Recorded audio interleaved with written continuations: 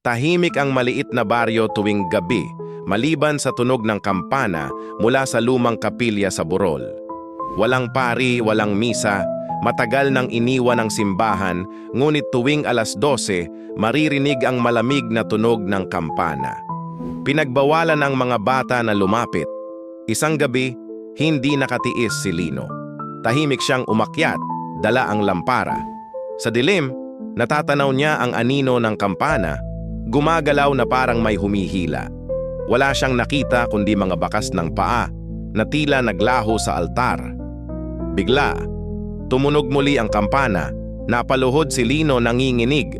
Sa bawat tunog, may nararamdaman siyang nawawala sa kanyang isip.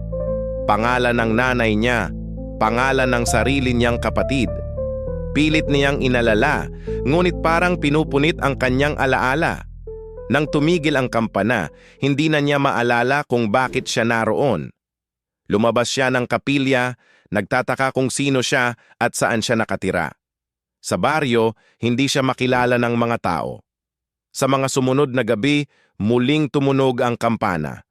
Unti-unti, bawat tunog may isang alaala na nabubura hanggang sa baryo, tanging tunog na lamang ng kampana ang natira.